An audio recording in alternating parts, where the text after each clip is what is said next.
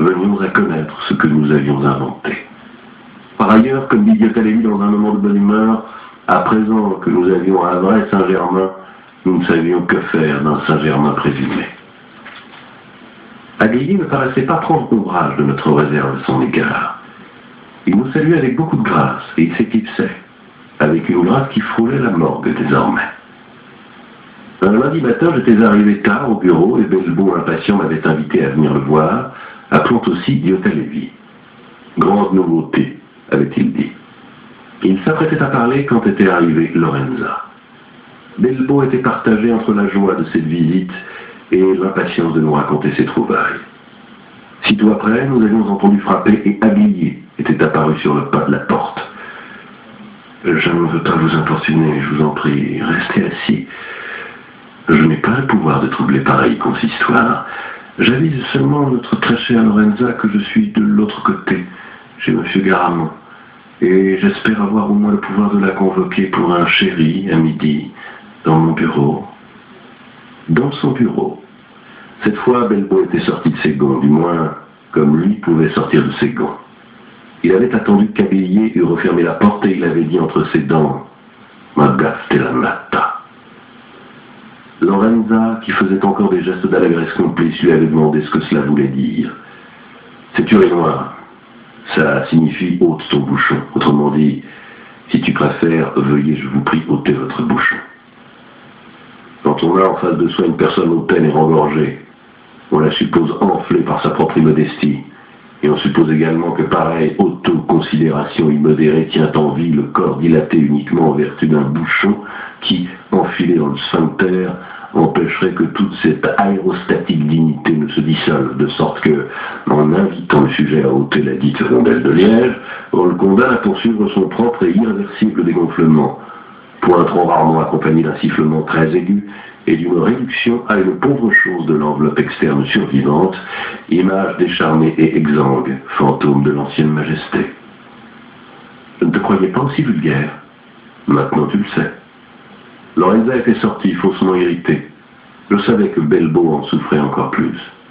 Une vraie rage l'aurait apaisé, mais une mauvaise humeur mise en scène l'induisait à penser que, chez Lorenza, théâtrale étaient aussi les apparences de passion, toujours. Et ce fut pour ça, je crois, qu'avec détermination, il dit aussitôt « Allons, poursuivons ». Et il voulait dire « Continuons avec le plan, remettons-nous sérieusement au travail ». Je n'en ai pas envie, avait dit Diotallevi. Je ne me sens pas bien, j'ai mal ici, et il se touchait l'estomac. Je crois que c'est de la gastrite. Tu parles, lui avait dit Bellebaud. Si moi je n'ai pas de la gastrite, qu'est-ce qui t'a donné une gastrite? L'eau minérale? Ça se pourrait bien, avait répondu Diotallevi dans un sourire forcé.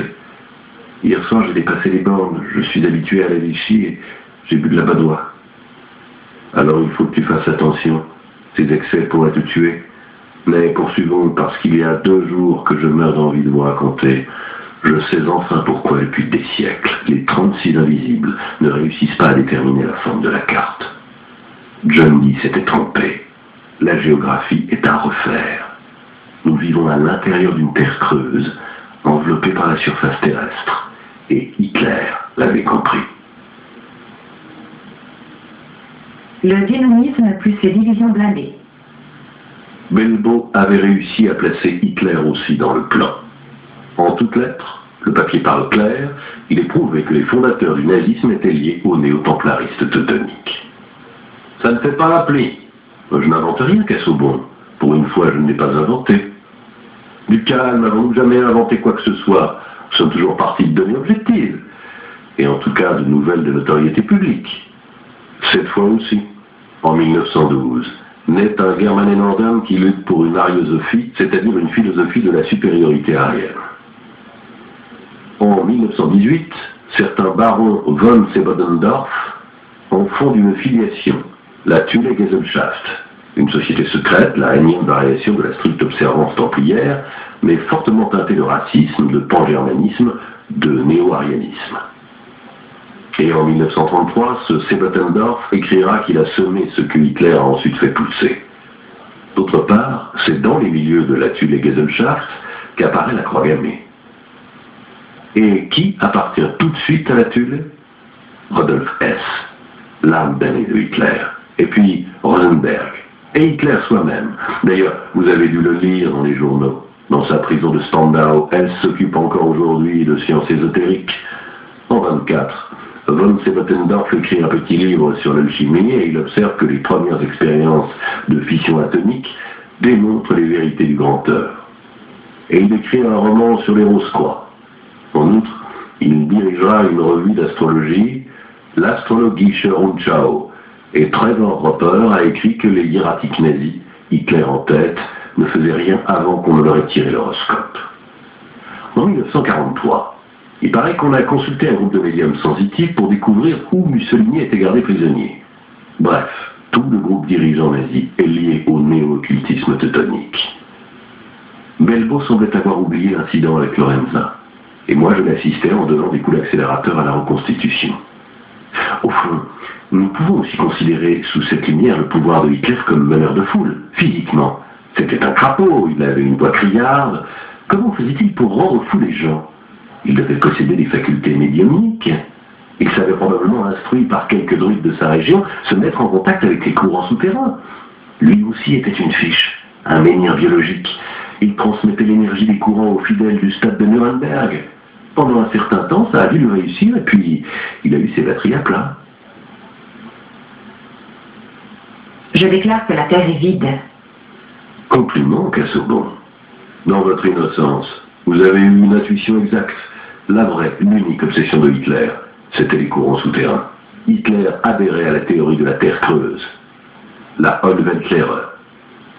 Les enfants, moi je m'en vais, j'ai une gastrite, disait Diotallevi. Attends, c'est maintenant qu'arrive le meilleur. La Terre est vide. Nous n'habitons pas dehors, sur la croûte externe, convexe, mais dedans, dans la surface concave interne. Ce que nous croyons le ciel est une masse de gaz avec des ondes de lumière brillantes. Un gaz qui remplit l'intérieur du globe.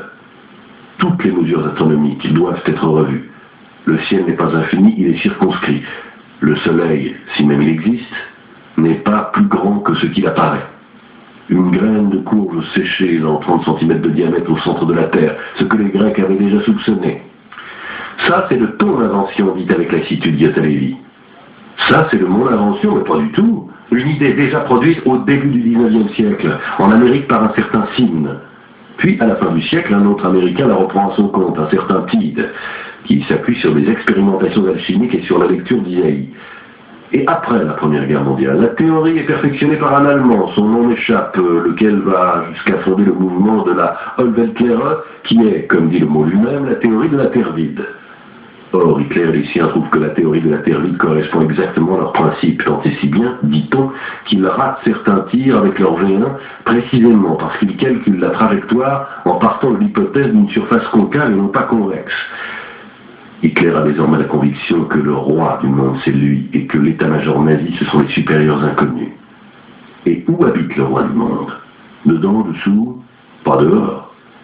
C'est à partir de cette hypothèse que Hitler décide de renverser complètement l'ordre des recherches, la conception de la carte finale, la façon d'interpréter le pendule.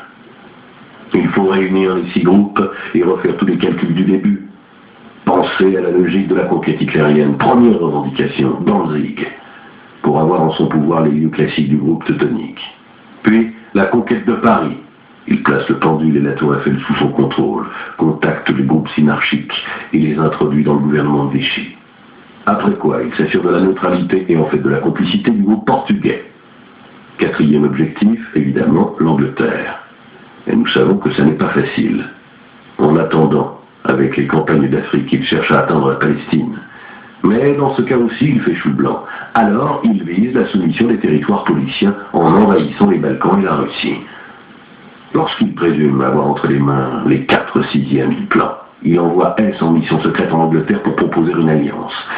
Comme les Baconiens ne marchent pas, il a une intuition.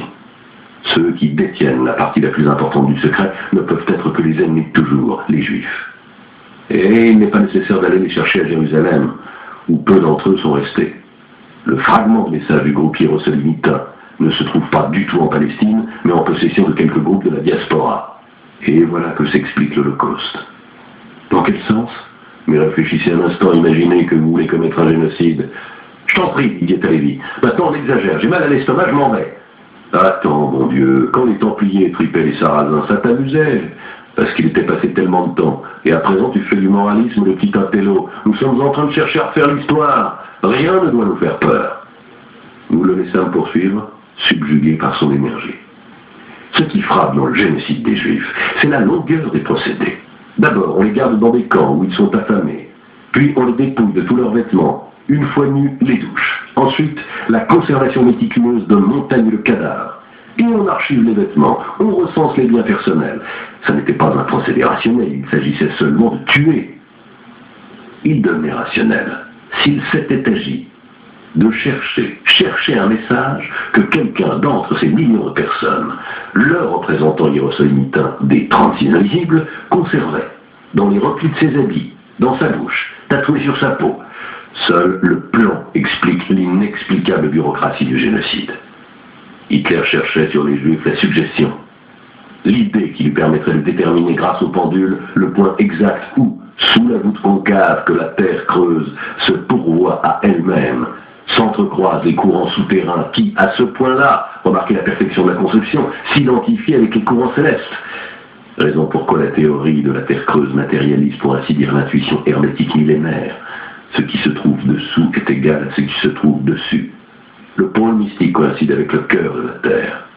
Le dessein secret des astres n'est rien d'autre que le dessein secret des souterrains d'Agartha. Il n'y a plus de différence entre ciel et enfer. Et le Graal, le lapis exilis, est le lapis ex coelis, dans le sens où c'est la pierre philosophale qui met comme enveloppement, terme, limite, utérus chthonien des ciels. Et quand Hitler aura identifié ce point, au centre creux de la Terre, qui est le centre parfait du ciel, il sera le maître du monde, dont il est le roi par droit race. Et voilà pourquoi, jusqu'au dernier moment de l'abîme de son bunker, il pense pouvoir encore déterminer le pôle mystique. Ça suffit, avait dit Yotta Lévy. À présent, je me sens vraiment mal. Ça me fait mal. Il va vraiment mal. Ça n'est pas une polémique idéologique, dis-je. Belbo ne parut comprendre qu'alors. Il se leva, empressé, alla soutenir son ami qui s'appuyait à la table et semblait sur le point de s'évanouir. Excuse-moi, mon vieux, je me laissais emporter. Ce n'est pas parce que j'ai raconté ça que tu te sens mal, vrai? Il y a 20 ans que nous plaisantons tous les deux, non? Mais tu vas vraiment mal. C'est peut-être bien une gastrite, tu sais. Dans un cas pareil, il suffit d'un comprimé de Malox et une bouillotte. Alors je t'accompagne chez toi. Mais après, il vaudrait mieux que tu appelles un médecin. Mieux vaut que tu aies une visite de contrôle. Yotta Lévy dit qu'il pouvait rentrer chez lui tout seul en taxi, qu'il n'était pas encore moribond. Il fallait qu'il s'allonge. Il appellerait tout de suite un médecin, promis. Et que ce n'était pas l'histoire de Belbo qui l'avait secoué. Il allait mal depuis la veille au soir. Belbo parut soulagé et l'accompagna jusqu'au taxi. Il revint soucieux, en y repensant maintenant. Depuis quelques semaines, ce garçon a une sale mine. Il a des cernes. Mais grand Dieu, moi je devrais être mort de cirrhose depuis 10 ans. Et je suis là. Et lui, qui vit comme un ascète, il a une gastrite et peut-être pire encore. Selon moi, c'est un ulcère. Ah, au diable, le plan. Nous menons tous une vie de fou. Et moi, je dis qu'avec un comprimé de Malox, ça lui passe, dis-je. C'est bien ce que je dis, mais s'il se met une bouillotte, c'est mieux. Espérons qu'il sera raisonnable. Qui operatur in Kabbalah. La crise de Yotta Lévy avait eu lieu fin novembre. Nous l'attendions au bureau le lendemain, et il nous avait téléphoné qu'il se faisait hospitaliser. Le médecin avait dit que les symptômes n'étaient pas préoccupants, mais qu'il valait mieux faire des examens. Belbo et moi, nous associons sa maladie au plan, que nous avions sans doute poussé trop loin.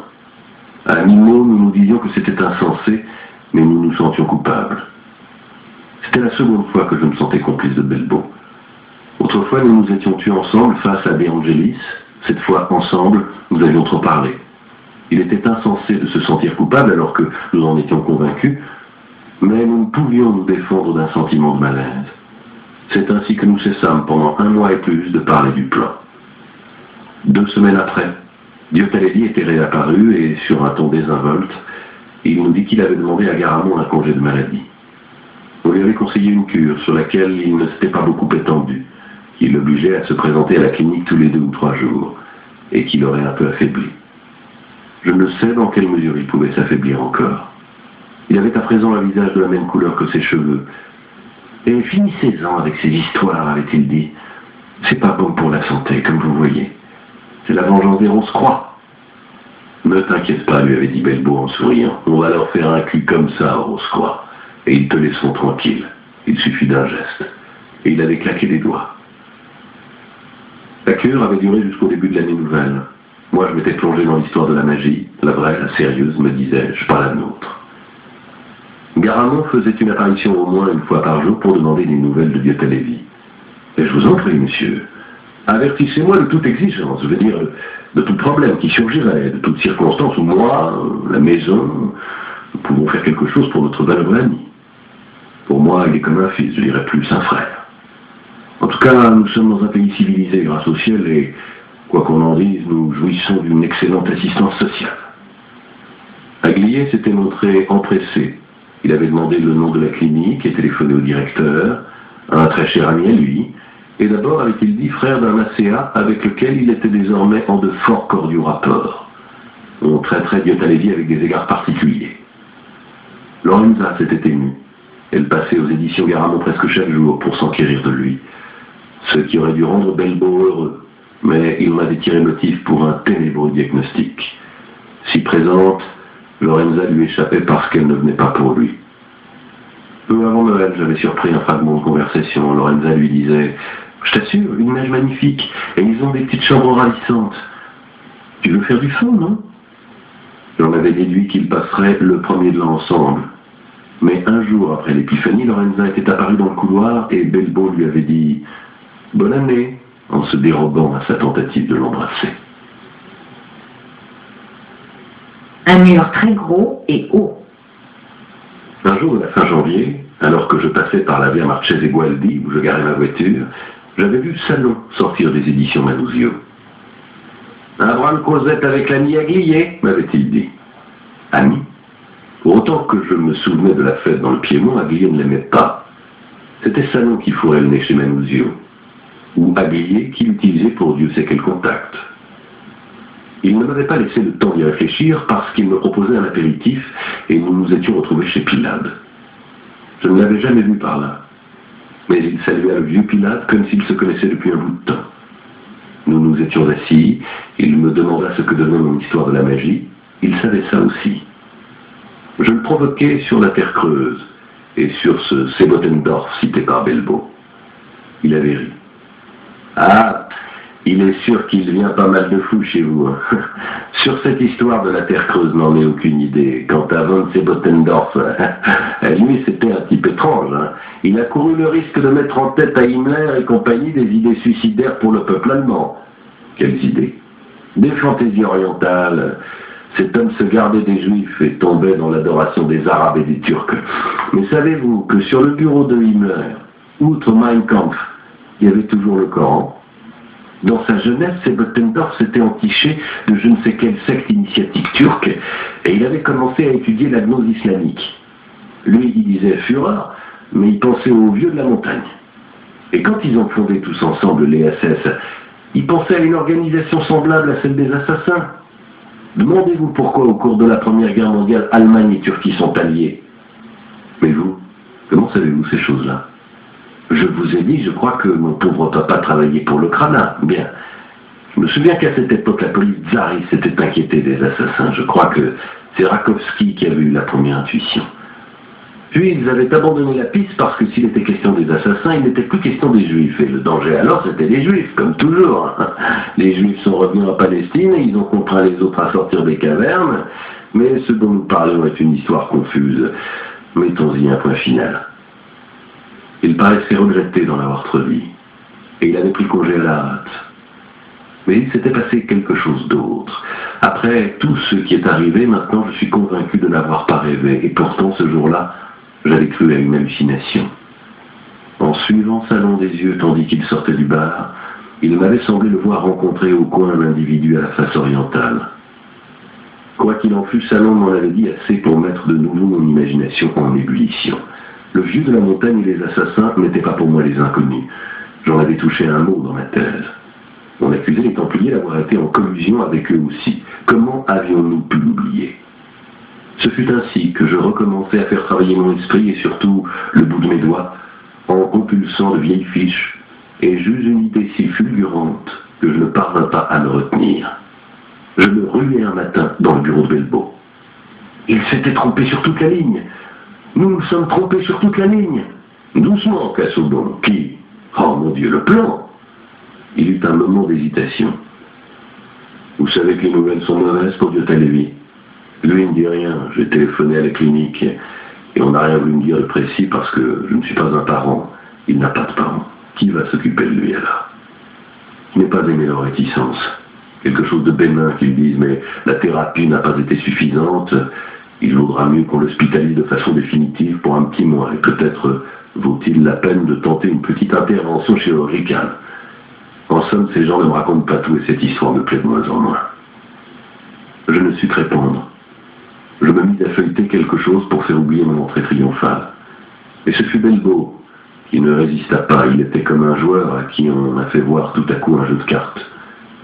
Au diable, dit-il. La vie malheureusement continue. Dites-moi.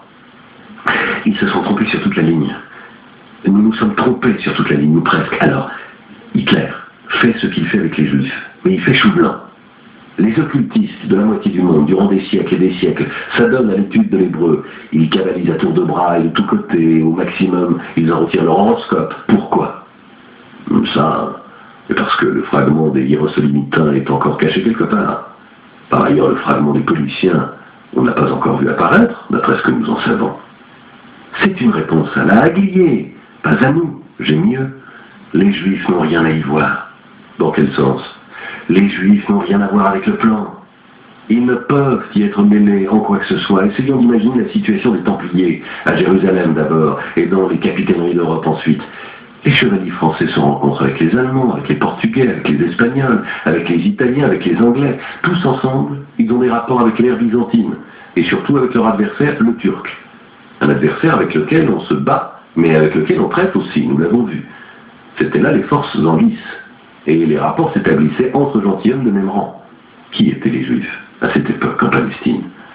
Une minorité religieuse et raciale, tolérée, respectée par les Arabes qui les traitaient avec bienveillante condescendance, et très maltraitée par les chrétiens. Parce qu'il ne faut pas oublier qu'au cours des différentes croisades, chemin faisant, on mettait à sac les ghettos, et massacre que je te massacre.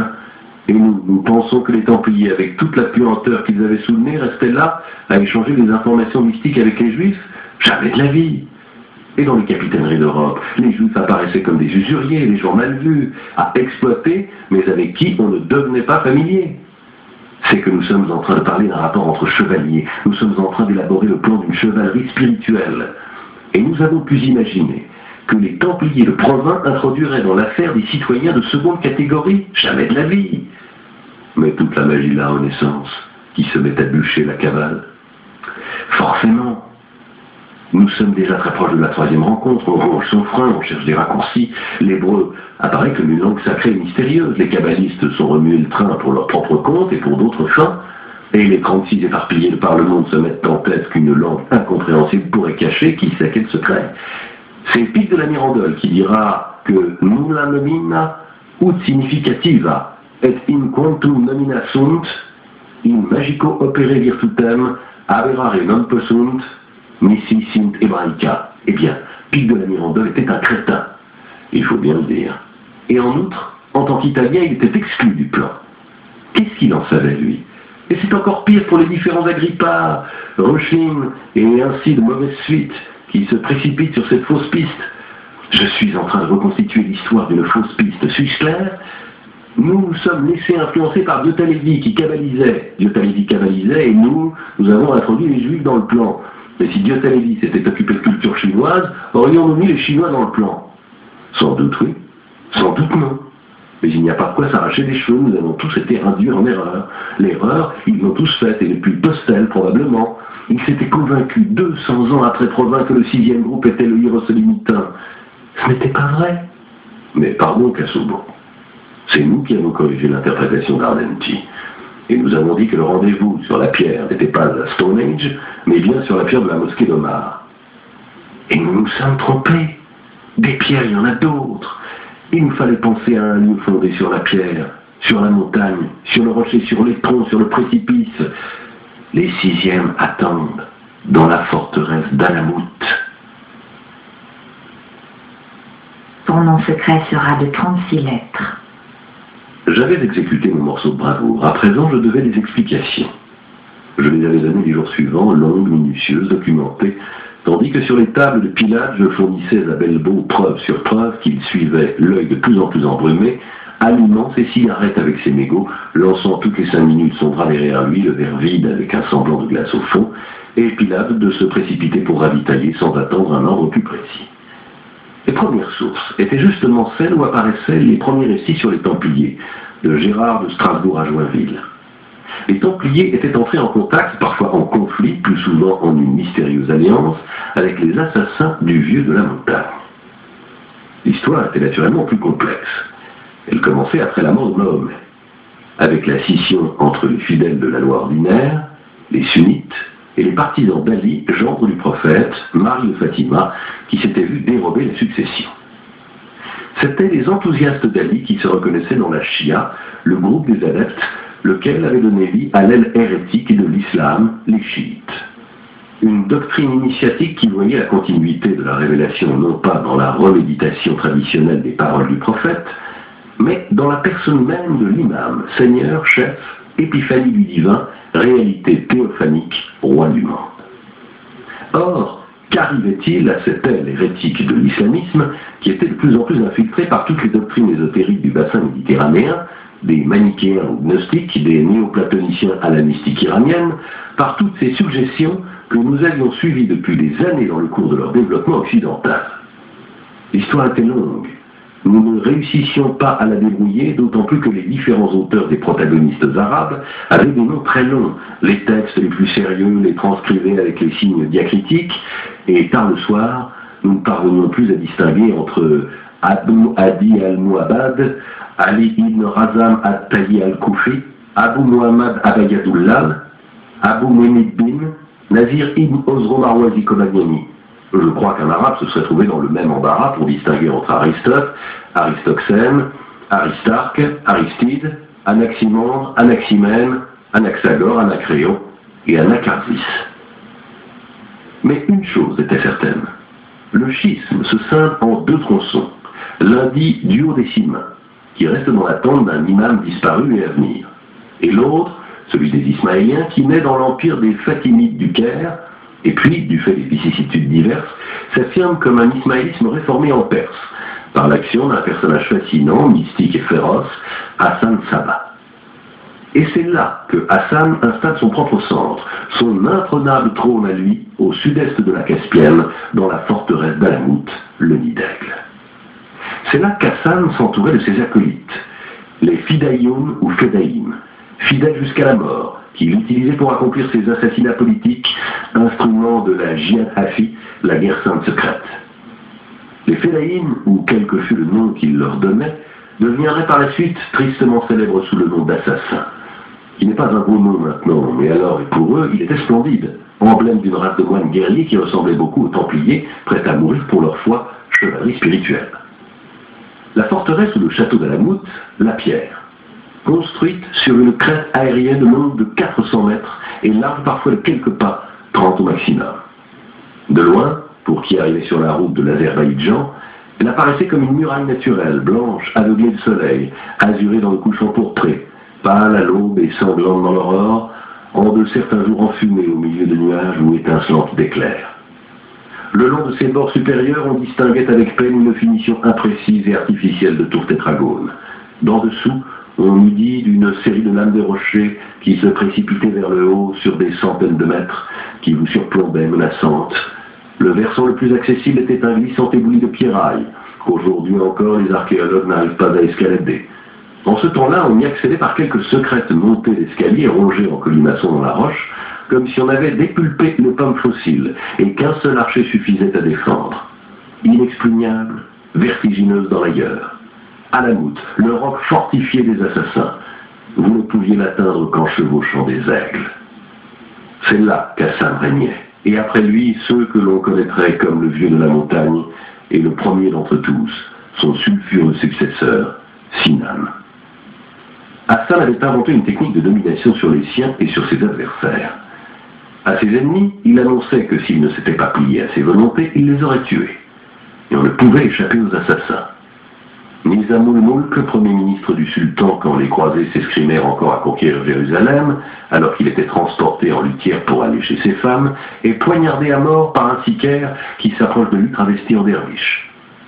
L'Atadek de Hims, alors qu'il descendait de son château pour se rendre à la prière du vendredi, entouré d'une troupe de gens armés jusqu'aux dents, est poignardé par les sicaires du vieux. Sinan décide de tuer le marquis chrétien Conrad de Montferrat. Il instruit 2 des siens qui se glissent parmi les infidèles, mimant leurs usages et leur langue, après une dure préparation. Travesti en moine, alors que l'évêque de Tyr offrait un festin au marquis sans méfiance, on lui saute dessus et le blesse. Un assassin est tué sur le champ par les gardes du corps, l'autre se réfugie dans une église, il attend qu'on y porte le blessé, l'assaille, l'achève, succombe bienheureux. Car, disaient les historiographes arabes d'obédience sunnite, et puis les chroniqueurs chrétiens d'Odéric de Pordenone à Marco Polo, le vieux avait découvert une manière atroce pour rendre ses chevaliers de la plus extrême fidélité, jusqu'au dernier sacrifice, pour en faire des machines de guerre invincibles.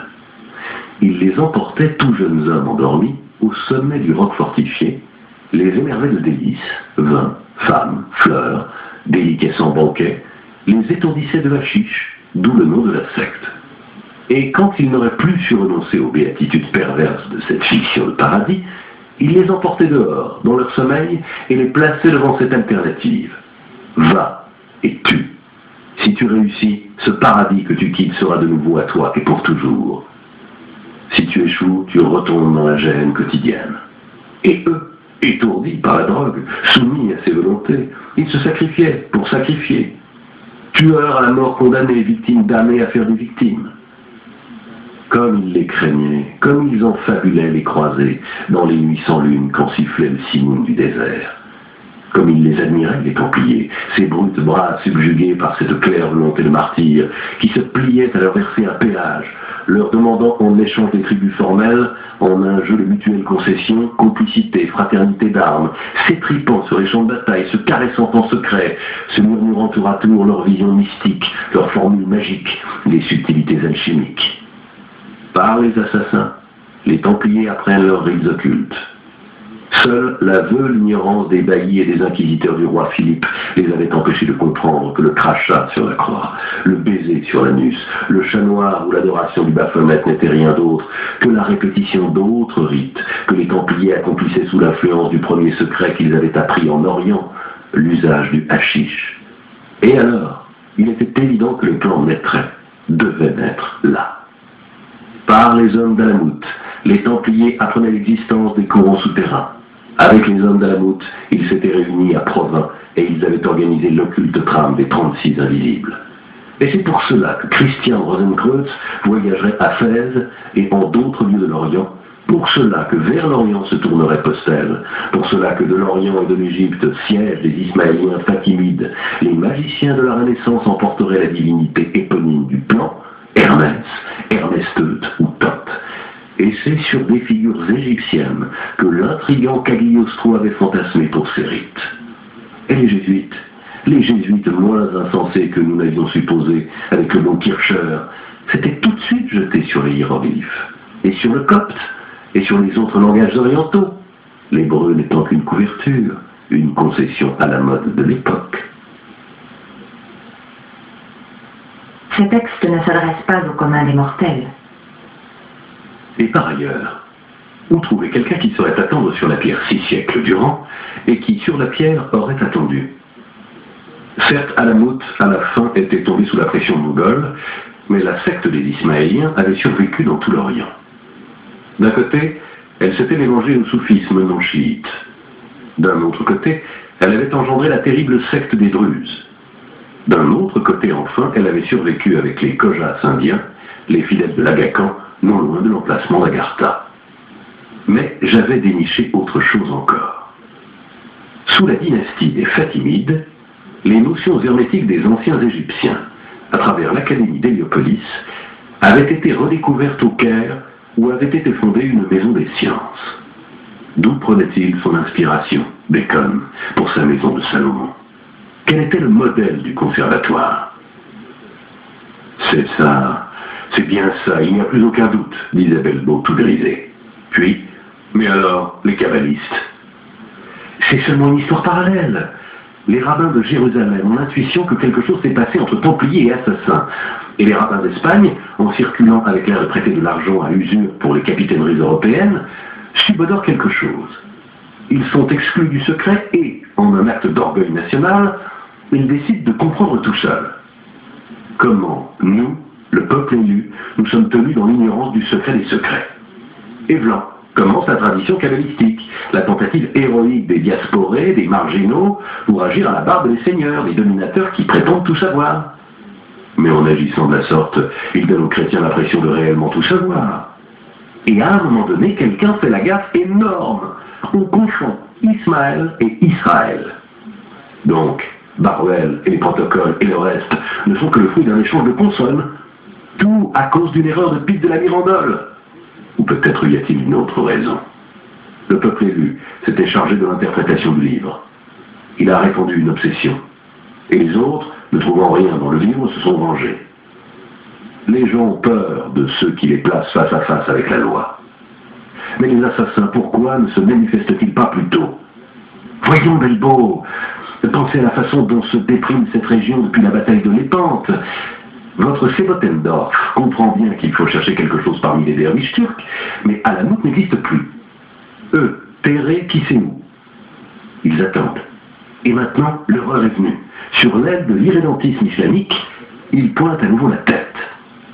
En mettant Hitler dans le plan, nous avons trouvé une bonne raison pour la Deuxième Guerre mondiale. En y mettant les assassins d'Alamut, nous expliquons tout ce qui se passe depuis des années entre la Méditerranée et le Golfe Persique. Et c'est ici que nous trouvons une place aux tresses.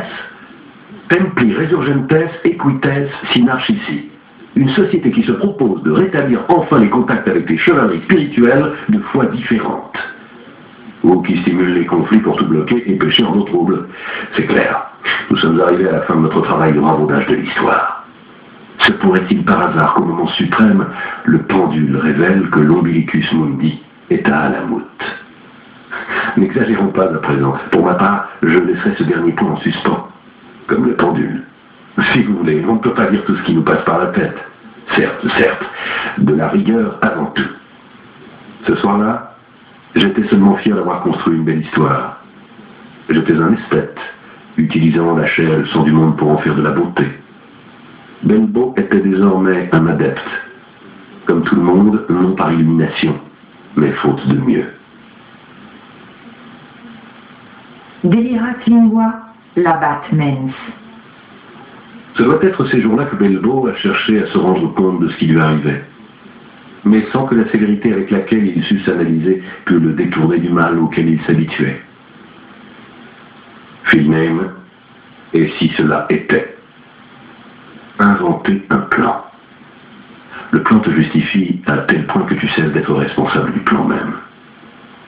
Il suffit de jeter la pierre et de cacher le bras. Il n'y aurait pas d'échec si vraiment il y avait un plan. Tu n'as jamais eu Cecilia, parce que les archontes ont rendu Hannibal, Catalabessa et Piobo inhabiles au plus amical des cuivres. Tu t'es enfui devant le Canaletto parce que les décans ont voulu t'épargner pour un autre holocauste. Et l'homme à la cicatrice a un talisman plus puissant que le tien. Un plan, un coupable, le rêve de l'espèce. Anne Deus Sit, s'il existe, c'est de sa faute. La chose dont j'ai perdu la direction n'est pas la fin, c'est l'origine. Pas l'objet à posséder, mais le sujet qui me possède. Douleur partagée et moins dur à supporter. Que dit d'autre le mythe? Un alexandrin et demi. Qui a écrit cette pensée, la plus rassérénante qui ait jamais été pensée? Rien ne pourra m'ôter de l'esprit que ce monde est le fruit d'un Dieu ténébreux dont je prolonge l'ombre.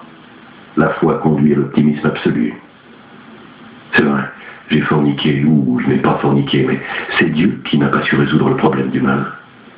Allons, broyons le fœtus dans le mortier avec du miel et du poivre. Dieu le veut.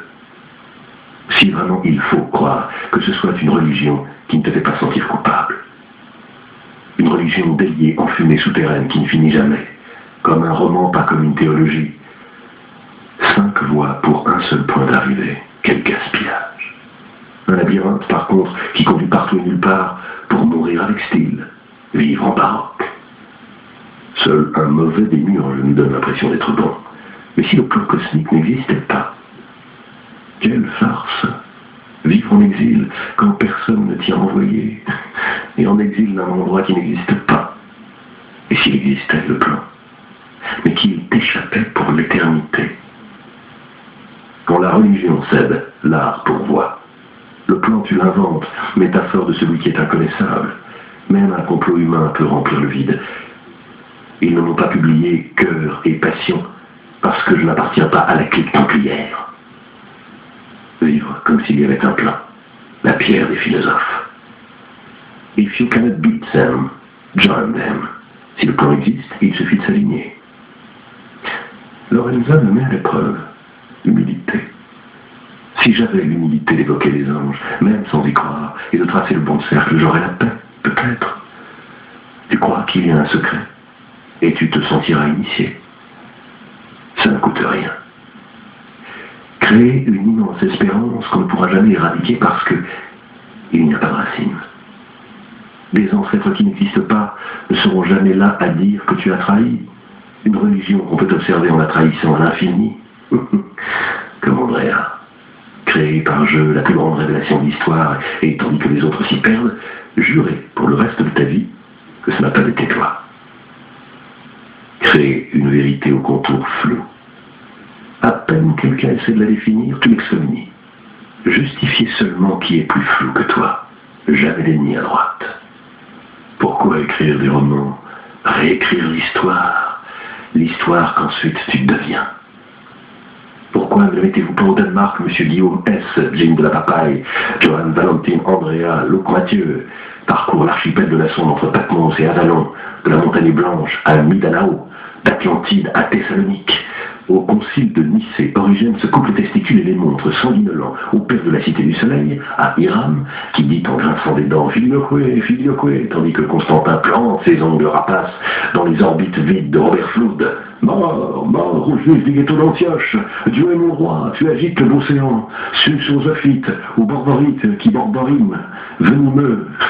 Sonnent les trompettes, et arrivent les chevaliers bienfaisants de la cité sainte avec la tête du mort brandie sur la pique. Le rebis, ouragan magnétique croule la tour.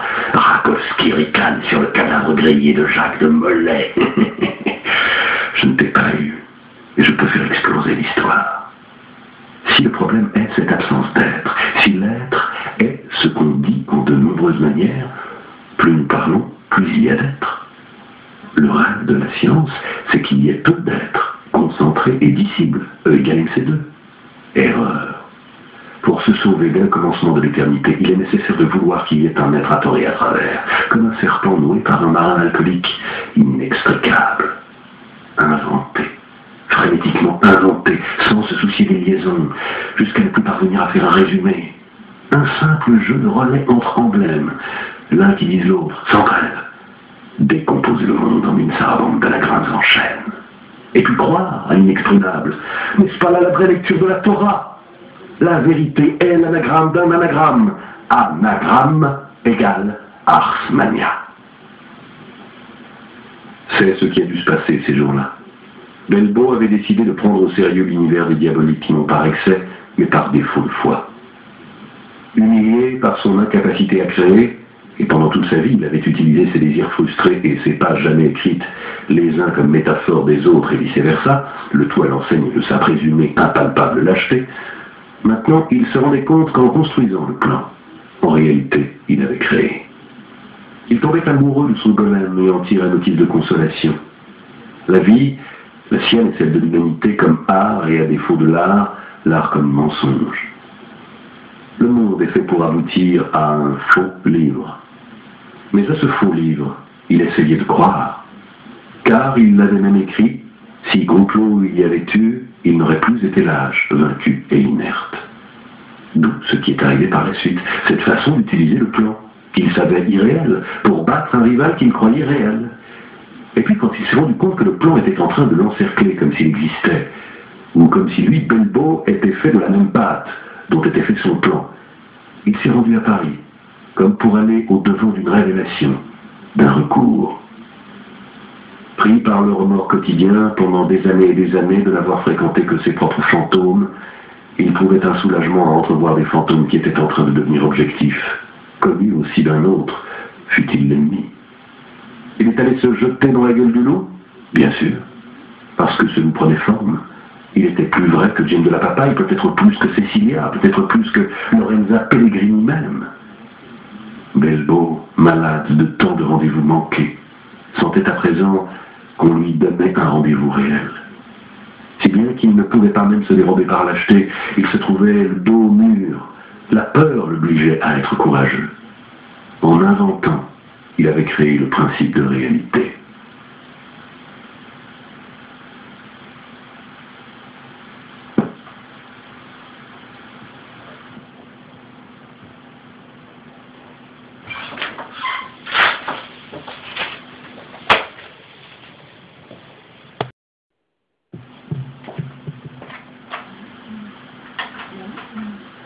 La liste numéro 5. Ce fut ces jours-là, il n'y a pas plus d'un mois, que Lia décida qu'un mois de vacances me ferait du bien. Tu as l'air fatigué, me disait-elle. C'était peut-être le plan qui m'avait épuisé. D'autre part, le bambin, comme disaient les grands-parents, avait besoin du bon air. Des amis nous avaient prêté une maisonnette à la montagne. Nous ne sommes pas partis aussitôt. Il y avait quelques affaires à expédier à Milan, et puis Lia avait dit qu'il n'est rien de plus reposant que des vacances en ville, quand on sait qu'après on part. Ces jours-là, j'ai parlé pour la première fois du plan à Lia. Auparavant, elle était trop occupée avec l'enfant. Elle savait vaguement qu'avec Belbo et Diotalevi, nous étions en train de résoudre une sorte de puzzle qui nous emportait des jours et des nuits entiers, mais je ne lui avais plus rien dit depuis son sermon sur la psychose de la ressemblance. Peut-être avais-je honte. Ces jours-là, je lui ai raconté tout le plan, peaufiné dans ses moindres détails. Elle était au courant de la maladie de Diotalevi et je ne me sentais pas la conscience tranquille, comme si j'avais fait quelque chose que je ne devais pas faire. Et j'essayais de le raconter pour ce que c'était, rien qu'une prouesse ludique.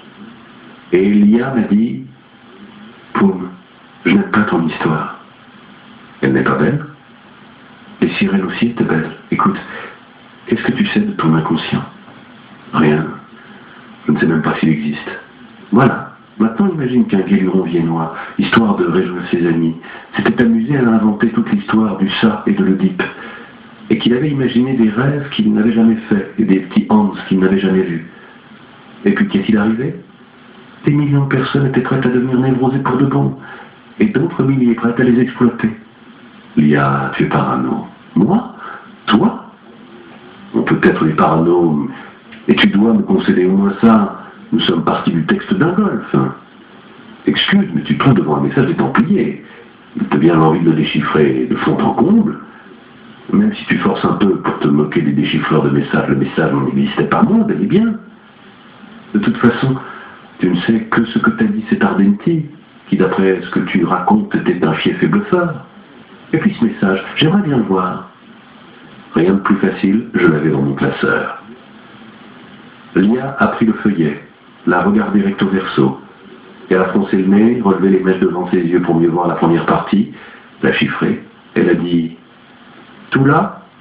Ça ne te suffit pas. Ça me suffit. Et j'en ai le reste.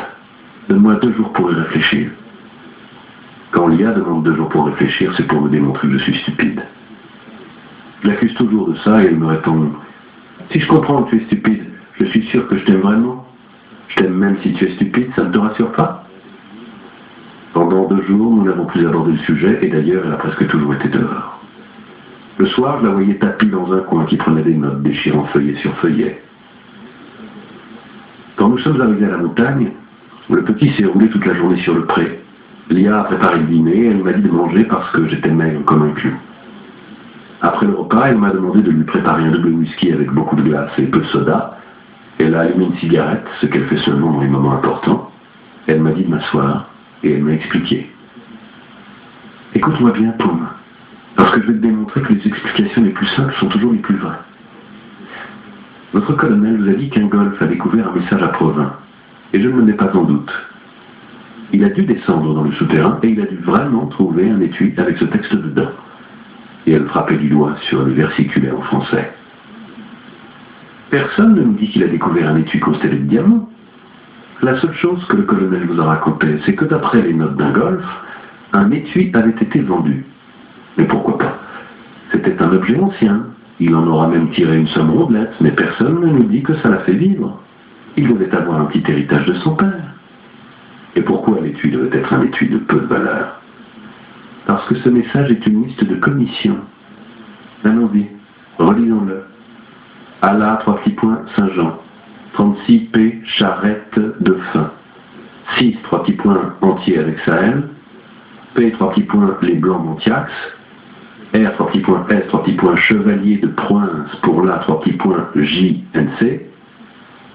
6 fois 6 en 6 places. Chacune fois 20 à 3 petits points, 120 à 3 petits points. Icest est l'ordonnation, al donjon li premier, itli secunds jost iseus qui 3 petits points pens, ital refuge, ital nostredam de l'altrépar d'Elio, ital l'hostel des Poplicans, ital Pierre, 3 fois 6 avant la feste, 3 petits points, la grande pute. Et alors? Mais bon sang! Il ne vous est pas venu à l'esprit d'aller voir un guide touristique, une notice historique sur ce Provins? Et tu découvres tout de suite que la grange Odine, où a été trouvé le message, était un endroit de rassemblement pour les marchands, parce que Provins était le centre des foires de la Champagne. Et que la grange est située dans la rue Saint-Jean. À Provins, on faisait commerce de tout, mais en particulier, les pièces d'étoffe marchaient bien. Les draps, ou draps sans paix, comme on écrivait à l'époque, et chaque pièce avait une marque de garantie, une sorte de sceau. Le deuxième produit de Provins, c'était les roses rouges que les croisés avaient ramenées de Syrie. Tellement célèbres que quand Edmond de Lancaster épouse Blanche d'Artois et prend aussi le titre de comte de Champagne, il met la rose rouge de Provins sur ses armes. Et voilà le pourquoi de la guerre des deux roses, vu que les York avaient pour emblème une rose blanche. Et qui te dit ça? Un petit livre de 200 pages édité par l'Office du tourisme de Provins que j'ai trouvé au Centre culturel français. Mais ça n'est pas fini. À Provins, il y a une forteresse qui porte bien son nom, le donjon. Il y a une porte au pain, il y avait une église du refuge, il y avait évidemment plusieurs églises dédiées à Notre-Dame, par-ci par-là. Il y avait, ou il y a encore, une rue de la Pierre Ronde, où se trouvait une pierre de sang, sur laquelle les sujets du comte allaient déposer les monnaies et les dîmes. Et puis une rue des Blancs-Manteaux, et une rue dite de la Grande Putmus, pour des raisons que je te laisse deviner, autrement dit, c'était la rue des Bordels. Et les Poplicans. À Provins, il y avait eu les cathares qui avaient fini du brûlé, et le grand inquisiteur était un cathare repenti, on l'appelait Robert le Bougre. Rien d'étrange donc s'il y avait une rue ou une zone qu'on indiquait encore comme le lieu des cathares, même si les cathares n'existaient plus. Pourtant, en 1344, mais qui donc t'a dit que ce document est de 1344? Ton colonel a lu 36 ans poste la charrette de foin, mais remarque bien qu'en ces temps-là, un P fait d'une certaine façon avec une espèce d'apostrophe voulait dire poste, mais un autre P sans apostrophe voulait dire pro. L'auteur de ce texte est un paisible marchand qui a pris quelques notes sur les affaires qu'il a faites à la grange, c'est-à-dire dans la rue Saint-Jean, pas dans la nuit de la Saint-Jean, et il a enregistré un prix de 36 sous, ou deniers, ou autre monnaie de l'époque, pour une ou pour chaque charrette de foin. Et les 120 années. Et qui parle d'années? Un golf a trouvé quelque chose qu'il a transcrit comme 120 A, 3 petits points, qui dit que ça devait être un A. J'ai vérifié sur un tableau des abréviations à usage de l'époque, et j'ai trouvé que pour denier ou dinarium, on utilisait des signes bizarres. Un qui paraissait être un delta et l'autre un θ, une sorte de cercle brisé à gauche. Tu l'écris mal, à la hâte, et en pauvre marchand, et voilà qu'un exalté genre ton colonel peut le prendre pour un A. Parce qu'il avait déjà lu quelque part l'histoire des 120 années.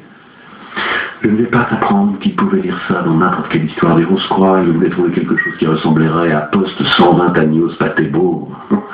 Et alors, qu'est-ce qu'il va faire? Il trouve des it, et les lit comme iterum. Mais iterum s'abrège en itm, tandis que it, voulant dire item également, est justement utilisé pour des listes répétitives. Notre marchand calcule combien lui rapporte certaines commandes qu'il a reçues, et il fait la liste des livraisons. Il doit livrer des bouquets de roses de Provins, et c'est ce que veut dire R, 3 petits points, S, 3 petits points, chevalier de poing.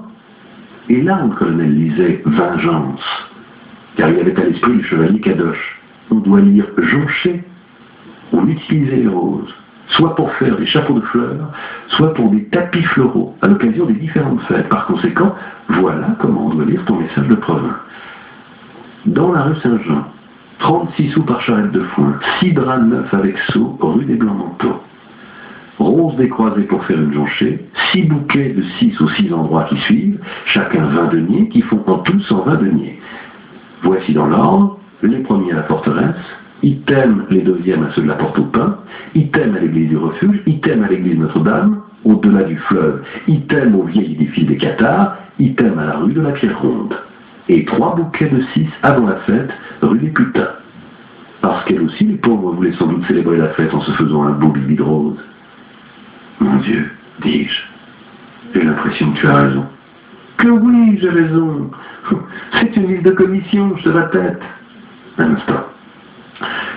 Va pour celui-ci, qui peut bien être une liste de commission. Mais le premier est un message chiffré qui parle de 36 invisibles. En effet, le texte en français, je lui ai réglé son compte en 1 heure, mais pour l'autre, j'ai peiné pendant 2 jours. J'ai dû me taper Tritème à la bibliothèque, à l'Ambrosiana et à la Trivulziana. Et tu sais comment sont les bibliothécaires, avant de te laisser mettre les mains sur un livre de la réserve. Ils te regardent comme si tu voulais le bouffer. Mais l'histoire, elle est plus simple. D'abord, et ça tu aurais dû le découvrir tout seul, es-tu certain que les 36 invisibles séparés en 6 bandes est dans le même français que celui de notre marchand? De fait, vous aussi vous étiez rendu compte qu'il s'agissait de l'expression utilisée dans un pamphlet du XVIIe, quand les Rose-Croix sont apparus à Paris. Mais vous avez raisonné comme vos diaboliques. Si le message est chiffré selon la méthode de Tritème, ça signifie que Tritème a copié sur les Templiers, et comme il cite une phrase qui circulait dans les milieux des Rose-Croix, ça veut dire que le plan attribué aux Rose-Croix était déjà le plan des Templiers. Mais essaie de renverser le raisonnement, ainsi que ferait n'importe quelle personne sensée, puisque le message a été écrit à la Tritème, il a été écrit après Tritème. Et puisqu'il cite des expressions qui circulaient au XVIIe Rose-Croix, il a été écrit après le XVIIe. À ce point, quelle est l'hypothèse la plus élémentaire? Un Golfe trouve le message de Provins, et puisque lui aussi, comme le colonel, est un mordu de mystères hermétiques, il lit 36 et 120 et pense aussitôt au Rose-Croix. Et puisque c'est un mordu des cryptographies, il s'amuse à résumer le message de Provins en le chiffrant. Il fait un exercice, écrit selon un cryptosystème de Tritème, s'appelle phrase Rose-Croix. Explication ingénieuse, mais elle a autant de valeur que la conjecture du colonel. Jusqu'ici, oui. Mais imagine que tu en fais plus d'une, de conjectures, et que toutes ensemble, elles se soutiennent les unes les autres. Tu es déjà plus sûr d'avoir deviné, non? Moi, je suis parti d'un soupçon. Les mots utilisés par un Golfe ne sont pas ceux que suggère Tritème. Ils sont du même style assyro-babylon-kabbalistique, mais ce ne sont pas les mêmes. Et pourtant, si un Golfe voulait des mots qui commencent par les lettres qui l'intéressaient, chez Tritème, il en trouvait autant qu'il voulait. Pourquoi n'a-t-il pas choisi ceux-là? Pourquoi? Peut-être avait-il besoin de certaines lettres précises, même en 2e, en 3e, en 4e position. Peut-être notre ingénieux Golfe voulait-il un message à chiffrement multiple. Il voulait être plus fort que Tritème. Tritème suggère 40 cryptosystèmes majeurs. Dans l'un, seul compte les initiales. Dans l'autre, la première et la 3e lettre. Dans un autre encore, une initiale sur 2, et ainsi de suite. De façon qu'avec un peu de bonne volonté des systèmes, il peut en inventer 100 autres encore. Quant au dit cryptosystème mineur, le colonel n'a tenu compte que de la première rotule qui est la plus facile. Mais les suivantes marchent selon le principe de la 2e, dont voici la copie. Imagine que le cercle intérieur soit mobile et que tu puisses le faire tourner de manière que le A initial coïncide avec n'importe quelle lettre du cercle intérieur. Tu auras ainsi un système où le A se transcrit X, et ainsi de suite. Un autre où le A coïncide avec le U, et ainsi de suite. Avec 22 lettres sur chaque cercle, tu tires non pas 10, mais 21 cryptosystèmes, et seul le 22e reste nul, où le A coïncide avec le A. Tu ne vas pas me dire que pour chaque lettre de chaque mot, tu as essayé tous les 21 systèmes. J'ai eu de la jugeote et de la chance. Comme les mots les plus courts sont de 6 lettres, il est évident que seules les 6 premières sont importantes, et le reste est pour faire joli. Pourquoi 6 lettres? J'ai imaginé qu'un Golfe avait chiffré la première, ensuite qu'il en avait sauté une, qu'il avait chiffré la 3e, ensuite qu'il en avait sauté 2 et avait chiffré la 6e. Si pour l'initiale, il a utilisé la rotule numéro 1, pour la 3e lettre, j'ai essayé la rotule numéro 2, et ça avait un sens. Alors, j'ai essayé la rotule numéro 3 pour la 6e lettre, et ça avait de nouveau un sens. Je n'exclus pas qu'un golf ait utilisé d'autres lettres aussi, mais 3 d'évidence me suffisent. Et si tu veux, continue tout seul. Ne me tiens pas dans la laine. Qu'est-ce qui en est sorti? Regarde ton message, j'ai souligné les lettres qui comptent. Quabris, Defrabax, Rexulum, ou Casal, ou Xab Urpaifel, Taculbin Abrac, Acorouin, Maquafel, Tébrin, Mcatouin, Rocassor, Imessor, Argabil, Caquam de Cravax, Reizaz, Reizabrax, De Caquam Aquaquil, Zaïtabor, Oaxop, Dougrac, Xaelobram, Misaed Dea, Magiswam, Raïtak, Huidal, Ouskolda, Arabaon, Zipreus Mekrim, Cosmae, Douquifas Rocarbis. Or, le premier message, nous le connaissons, c'est celui sur les 36 invisibles. À présent, écoute ce que ça donne quand on remplace selon la 2e rotule et 3e lettre. Chambre des demoiselles, l'aiguille creuse. Mais, je le connais, c'est en aval d'Étretat, la chambre des demoiselles, sous le fort du frais fossé, aiguille creuse. C'est le message décrypté par Arsène Lupin lorsqu'il découvre le secret de l'aiguille creuse. Tu t'en souviens sans doute? À Étretat se dresse au bord de la plage l'aiguille creuse, un château naturel, à l'intérieur habitable, arme secrète de Jules César quand il envahissait les Gaules, et puis des rois de France. La source de l'immense puissance de Lupin. Et tu sais que les lupinologues sont fous de cette histoire. Ils vont en pèlerinage à Étretat, ils cherchent d'autres passages secrets, ils anagrammatisent chaque mot de Leblanc. Un golf était aussi un lupinologue, comme il était un rosicruciologue, et donc, chiffre que je te chiffre. Mais diaboliques pourraient toujours dire que les Templiers connaissaient le secret de l'aiguille, et que par conséquent, le message a été écrit à Provins au XIVe siècle. Certes, je sais, mais maintenant vient le 3e message. 3e rotule appliquée aux 6e lettre. Écoute un peu. Merde, y en a marre de cette stéganographie. Et ça, c'est du français moderne. Les Templiers ne parlaient pas comme ça. C'est un golf qui s'exprime de la sorte, lequel, après s'être cassé la tête à chiffrer ses sornettes, s'est amusé encore une fois en envoyant au diable, en chiffres, ce qu'il était en train de faire. Mais comme il n'était pas dénué de subtilité, je te fais remarquer que les 3 messages sont chacun de 36 lettres. Oh, pauvre Poum, un golf jouait autant que vous, et cet imbécile de colonel l'a pris au sérieux. Et alors, pourquoi un golf a disparu? Qui te dit qu'on l'ait assassiné? Un golf en avait marre d'être à Auxerre, de le voir que le pharmacien et sa vieille fille de fille qui pleurnichaient toute la journée. Il peut très bien aller à Paris, faire un beau coup en vendant un de ses vieux livres, se trouver une gentille petite veuve qui ne demande pas mieux, et il change de vie. Comme ceux qui sortent pour acheter des cigarettes et leur femme ne les revoit plus. Et le colonel? Tu ne m'as pas dit que même le policier n'était pas sûr qu'on les tuait. Il a fait quelques embrouilles, ses victimes l'ont repéré, et lui, il a décompté. En ce moment, il est probablement en train de vendre la Tour Eiffel à un touriste américain, et il s'appelle Dupont. Je ne pouvais pas céder sur tous les fronts. D'accord, nous sommes partis d'une liste de commission, mais nous avons été d'autant plus ingénieux. Nous le savions, nous aussi, que nous étions en train d'inventer, nous avons fait de la poésie. Notre plan n'est pas poétique, il est grotesque.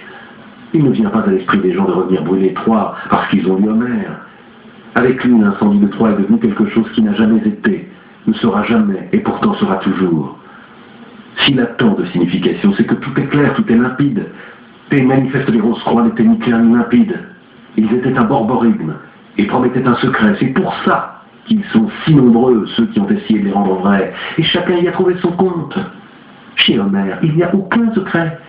Votre plan est bourré de secrets parce qu'il est bourré de contradictions. C'est pour ça que tu pourrais trouver des milliers d'inquiets disposés à s'y reconnaître. Balancez tout ça. Homère n'a pas fait semblant. Vous avez fait semblant. Gaffe à faire semblant. Tout le monde te croit. Les gens n'ont pas cru Semmelweis qui disait au médecin de se laver les mains avant de toucher les parturientes. Il disait des choses trop simples. Les gens croient ceux qui vendent des lotions pour faire repousser les cheveux. Ils sentent instinctivement que ceux-là réunissent des vérités qui ne vont pas ensemble, qui ne sont pas logiques et ne sont pas de bonne foi. Mais on leur a dit que Dieu est complexe et insondable et donc l'incohérence est ce qu'il ressemble de plus semblable à la nature de Dieu, l'invraisemblable, est la chose la plus semblable au miracle. Vous avez inventé une notion pour faire repousser les cheveux, j'aime pas ça, c'est un vilain jeu. Loin que cette histoire nous ait gâché nos semaines de montagne, j'ai fait de belles excursions à pied, j'ai lu des livres sérieux, je n'ai jamais été autant avec le petit. Mais entre Lia et moi, il était resté quelque chose de non dit. D'un côté, Lia m'avait mis le dos au mur et il lui déplaisait de m'avoir humilié. D'un autre côté, elle n'était pas convaincue de m'avoir convaincu. De fait, j'éprouvais de la nostalgie pour le plan. Je ne voulais pas le balancer, j'avais trop vécu avec lui. Il y a à peine quelques matins, je me suis levé tôt afin de prendre l'unique train pour Milan. Et à Milan, je devais recevoir de Belbo son coup de fil de Paris et commencer l'histoire que je n'ai pas encore fini de vivre. Lia avait raison. Nous aurions dû en parler avant. Mais je ne l'aurais pas cru davantage. J'avais vécu la création du plan comme le moment de Tiferet, le cœur du corps séphirotique, l'accord de la règle avec la liberté. Dieu-Talévi me disait que Moïse Cordovero nous avait avertis. Qui s'enorgueillit de sa Torah devant l'ignorant, c'est-à-dire devant l'ensemble du peuple de Yahvé, celui-là amène Tiferet à s'enorgueillir devant Malkout. Mais ce que pouvait être Malkout, le royaume de cette terre dans son éclatante simplicité, je ne le comprends qu'à présent. Attends pour comprendre encore, trop tard peut-être pour survivre à la vérité. Là, je ne sais pas si je t'enverrai. S'il en allait ainsi, la dernière image que j'ai de toi est de quelques matins en arrière, ensommeillé sous les couvertures. Je t'ai donné un baiser et j'hésitais à sortir.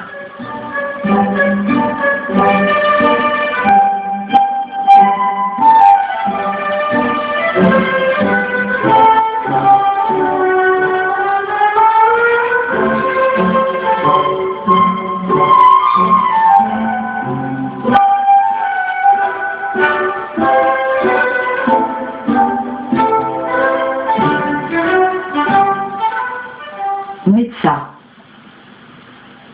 Ne vois-tu pas ce chien noir? Ce qui s'était passé pendant mon absence, et en particulier dans les derniers jours avant mon retour, je ne pouvais le déduire que dans des fils de Belbo. Mais parmi ceux-ci, un seul était clair, ponctué de nouvelles ordonnées.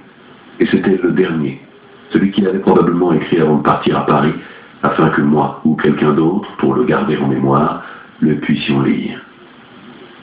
Les autres textes, que certainement il avait écrits comme d'habitude pour lui-même, ne s'avéraient pas d'une interprétation aisée. Moi seul, qui étais désormais entré dans l'univers privé de ses confidences à Aboulafia, je pouvais les décrypter, et au moins en tirer les conjectures. Nous étions au début de juin. Belbo se montrait agité, les médecins s'étaient fait à l'idée que Gudrun et lui représentaient les uniques parents de Dieu-Talévi, et ils avaient enfin parlé. Aux questions des typographes et des correcteurs, Gudrun répondait maintenant en ébauchant un bisyllabe de ses lèvres tendues, sans laisser sortir aucun son. C'est ainsi qu'on nomme la maladie taboue. Gudrun allait trouver Dieu-Talévi chaque jour, et je crois qu'elle le dérangeait à cause de ses yeux brillants de pitié. Il savait, mais il avait honte que les autres le sachent.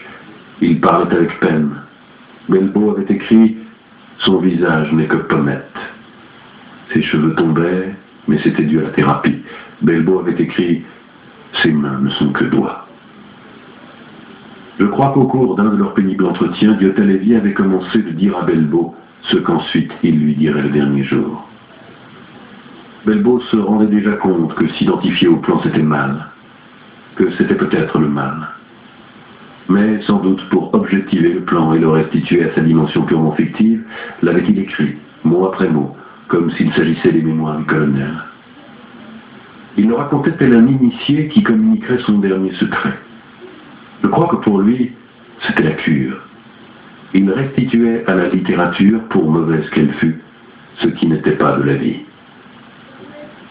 Le 10 juin, il devait s'être passé quelque chose qui l'avait bouleversé. Les notes à ce propos sont confuses, je tente des conjectures. Lorenza lui avait donc demandé de l'accompagner en voiture sur la Riviera. Elle devait passer chez une amie pour retirer je ne sais quoi, ou juste un document, un acte notarié, une babiole qui aurait pu être expédiée par la poste. Belbo avait consenti, ébloui à l'idée de passer un dimanche à la mer avec elle. Ils avaient été dans cet endroit, je ne suis pas arrivé à comprendre exactement où, sans doute près de Portofino. La description de Belbo était faite d'humeur. Ce ne sont pas les paysages qui en ressortaient, mais des excès, des tensions, des découragements. Lorenza avait fait sa course tandis que Belbo attendait dans un bar, et puis elle avait dit qu'il pouvait aller manger du poisson dans un restaurant vraiment à pic sur la mer. À partir de là, l'histoire se fragmentait. Je la déduisis de morceaux de dialogue que Belbo alignait sans guillemets, comme s'il transcrivait à chaud pour ne pas laisser s'estomper une série d'épiphanies. Il avait roulé en voiture tant que c'était possible, puis poursuivi à pied à travers ces sentiers de Ligurie qui longent la côte, fleuris et inaccessibles. Et il avait trouvé le restaurant. Mais à peine assis, ils avaient vu, sur la table à côté de la leur, un carton de réservation au nom de M. Aguillier. Regarde un peu quelle coïncidence devait avoir dit Belbo. Sale coïncidence, avait dit Lorenza. Elle ne voulait pas qu'Aguillier sût qu'elle était là avec lui. Pourquoi ne voulait-elle pas? Qui avait-il de mal? Parce qu'Aguillier avait le droit d'être jaloux? Mais de quel droit parles-tu? Il s'agit de bon goût. Il m'avait invité à sortir pour aujourd'hui et j'ai dit que j'étais occupé. Tu ne voudrais pas que j'ai l'air d'une menteuse? Tu ne fais pas figure de menteuse, tu étais vraiment occupé avec moi. Est-ce une chose dont on doit avoir honte? Avoir honte, non, mais tu permets que j'ai mon code de délicatesse. Ils avaient abandonné le restaurant et commencé à remonter le sentier. Mais tout à coup, Lorenza s'était arrêtée. Elle avait vu arriver des gens que Belbo ne connaissait pas, des amis d'Aguillier, disait-elle, et elle ne voulait pas se faire voir. Situation humiliante. Elle, appuyée au garde-fou d'un petit pont en apic, sur une pente plantée d'oliviers, le visage couvert par les pages d'un journal, comme si elle mourait d'envie de savoir ce qui arrivait de par le monde. Lui, à 10 pas de distance, fumant, comme s'il se trouvait là par hasard. Les commensaux d'Aguillier étaient passés, mais maintenant, disait Lorenza, à continuer ce sentier, il l'aurait rencontré lui, qui allait sûrement apparaître. Belbo disait au diable, et quand bien même, et Lorenza lui disait qu'il n'avait pas un brin de sensibilité. Solution? Rejoindre l'endroit où la voiture est garée en évitant le sentier, en coupant le long des escarpements. Fuite haletante à travers une série de terrasses battues par le soleil, et un talon de Belbo s'était cassé. Lorenza disait, tu ne vois pas que c'est bien plus beau comme ça? Sûr qu'avec ce que tu fumes, tu manques de souffle? Ils avaient rejoint la voiture, et Belbo disait qu'autant valait retourner à Milan. Non, lui avait dit Lorenza. Aguillier est peut-être en retard, nous le croiserons sur l'autoroute. Lui connaît ta voiture, t'as vu quelle belle journée, coupons par l'intérieur, ça doit être délicieux. Rejoignons l'autoroute du soleil, et allons dîner dans l'Outre-Pau-Passant. Mais pourquoi l'Outre-Pau-Passant? Mais qu'est-ce que ça veut dire par l'intérieur? Il n'y a qu'une solution, regarde la carte. Il faut grimper sur les montagnes après Ussio, puis franchir tout Latmin et faire une halte à Bobbio. Et de là, on arrive à Plaisance. Tu es folle, pire cannibale avec ces éléphants. Tu n'as pas le sens de l'aventure, avait-elle dit. Et puis pense à tous ces beaux petits restaurants que nous allons trouver sur ces collines. Avant Ussio, il y a Manuelina, qui a 12 étoiles dans le Michelin. Tout le poisson que nous voulons. Manuelina était plein, avec une file de clients debout qui lorgnaient les tables où arrivait le café. Lorenza avait dit, peu importe, en montant quelques kilomètres, on trouve 100 autres endroits mieux que celui-ci. Ils avaient trouvé un restaurant à 2h30 dans un bourg infâme qu'au dire de Belbo, même les cartes militaires rougissent d'enregistrer. Ils avaient mangé des pâtes archi-cuites assaisonnées avec de la viande en boîte. Belbo lui demandait ce que tout cela cachait, parce que ce n'était pas un hasard si elle s'était fait emmener précisément là où devait arriver Aguillier. Elle voulait provoquer quelqu'un, et lui n'arrivait pas à comprendre lequel des deux, et elle de lui demander s'il n'était pas parano. Après Ussio, ils avaient essayé un col, et en traversant un village qui donnait l'impression d'être en Sicile un dimanche après-midi au temps des Bourbons, un grand chien noir s'était mis en travers de la route, comme s'il n'avait jamais vu une automobile. Belbo l'avait heurté avec les pare-chocs antérieurs. Ça n'avait l'air de rien, en revanche, à peine descendu de voiture, il s'était aperçu que la pauvre bête avait l'abdomen rouge de sang, avec certaines choses bizarres et roses, pudenda, viscères, qui sortaient, et il geignait en bavant. Quelques villageois étaient accourus. Il s'était créé une assemblée populaire. Belbo demandait qui était le maître, et il le dédommagerait, mais le chien n'avait pas de maître. Il représentait sans doute le 10% de la population de ce coin abandonné de Dieu. Mais personne ne savait qui il était, même si tous le connaissaient de vue. Quelqu'un disait qu'il fallait trouver l'adjudant des carabiniers, qui lui tuerait une balle et oust. Ils étaient à la recherche de l'adjudant quand une dame était arrivée qui se déclarait zoophile. « J'ai 6 chats, avait-elle dit. « Quel rapport ?» avait dit Belbo. « Ça, c'est un chien, il est désormais en train de mourir et moi je suis pressé. »« Chien ou chat, un peu de cœur, avait dit la dame. Pas d'adjudant, il faut aller chercher quelqu'un de la protection des animaux ou de l'hôpital le plus proche. On va peut-être sauver la bête. » Le soleil dardait sur Belbo, sur Lorenza, sur la voiture, sur le chien et sur l'assistance. Et il ne se couchait jamais. Belbo avait l'impression d'être sorti en caleçon, mais il ne réussissait pas à se réveiller. La dame n'en démordait pas, l'adjudant était introuvable, le chien continuait à saigner et il haletait avec des sons plaintifs. « Il a la gorge faible », avait dit Belbo, puriste. Et la dame disait « Certes qu'il a la gorge faible, il souffre, le pauvre chéri. Et vous, aussi, vous ne pouviez pas faire attention ?» Graduellement, le village subissait un boom démographique. Belbo, Lorenza et le chien étaient devenus le spectacle de ce triste dimanche. Une fillette avec un cornet de glace s'était approchée et avait demandé si eux, ils étaient ceux de la télé qui organisaient le concours de Miss Atman Ligure. Belbo lui avait répondu le fiche le camp tout de suite, autrement il l'aurait mise dans l'état où se trouvait le chien. La fillette avait fondu en larmes. Le docteur de la commune était arrivé en disant que la fillette était sa fille et que Belbo ne savait pas qui il était lui. En un rapide échange d'excuses et de présentations, il résulta que le docteur avait publié un journal d'une commune perdue chez le célèbre Manuzio, éditeur à Milan. Belbo était tombé dans le piège et avait dit qu'il était magna pars chez Manuzio. Le docteur voulait à présent que Belbo et Lorenza s'arrêtent continuer chez lui. Lorenza s'agitait et donnait des coups de coude dans les côtes de Belbo. Comme ça, maintenant, on va finir dans les journaux, les amants diaboliques, qui ne pouvaient pas la boucler. Le soleil tapait toujours à pic, tandis que le clocher sonnait complet. Nous voilà dans la dernière tuilée, commentait Belbo entre ses dents du soleil pendant 6 mois, de minuit à minuit, et j'ai fini mes cigarettes. Le chien se limitait à souffrir et personne ne lui prêtait plus attention. Lorenza disait qu'elle avait une crise d'asthme. Belbo était désormais certain que le cosmos procédait d'une erreur du démiurge. Enfin, il avait eu l'idée que 2 auraient pu partir en voiture chercher des secours dans le centre habité le plus proche. La dame zoophile était d'accord, qu'ils allassent et qu'ils fissent vite. Un monsieur qui travaillait chez un éditeur de poésie, elle avait confiance. Elle aussi, elle aimait tant Anna de Noailles.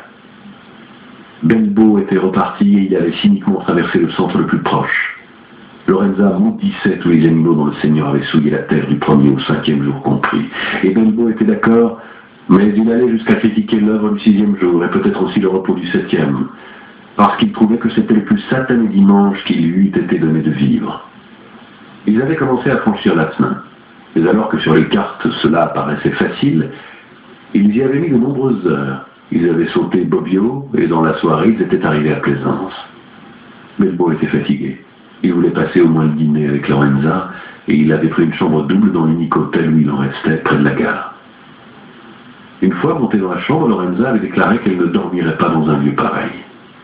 Belbo avait dit qu'il chercherait quelque chose d'autre, qu'elle lui laissa le temps de descendre au bar se jeter un martini.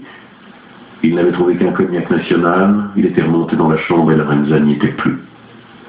Il était allé demander des nouvelles à la réception et avait trouvé un message « Mon amour, j'ai découvert un train magnifique pour Milan, je pars, on se voit dans la semaine. » Belbo avait couru à la gare et le quai était désormais vide, comme dans un western. Belbo avait dormi à Plaisance. Il avait cherché une série noire, mais même le kiosque de la gare était fermé. À l'hôtel, il n'avait trouvé qu'une revue du Touring Club. Par des veines, la revue publiait un reportage sur l'école des Atmans qu'il venait de franchir. Dans son souvenir, fané comme si ces vicissitudes lui étaient arrivées des années auparavant, ils étaient une terre aride écrasée de soleil, poussiéreuse, semée de détritus minéraux. Sur les pages glacées de la revue, ils étaient des terres de rêve, à revisiter même à pied et à ressavourer pas à pas. Les Samoa de Jim de la Papagne. Comment un homme peut-il courir à sa ruine du seul fait qu'il a renversé un chien? Et pourtant, il en alla ainsi. Belbo a décidé cette nuit-là à Plaisance qu'en se retirant de nouveau pour vivre dans le plan, il ne subira pas d'autres défaites. Car là, c'était lui qui pouvait décider. Qui, comment et quand. Et ce dut être ce même soir qu'il résolut de se venger d'Aglier, sans doute ne sachant pas trop bien pourquoi ni en vue de quoi. Il avait projeté de faire entrer Aglier dans le plan à son insu. Et d'autre part, il était typique de Belbo de chercher des revanches dont il fut l'unique témoin. non par pudeur, mais par défiance dans le témoignage des autres. Une fois glissé dans le plan, Aglier aurait été annulé.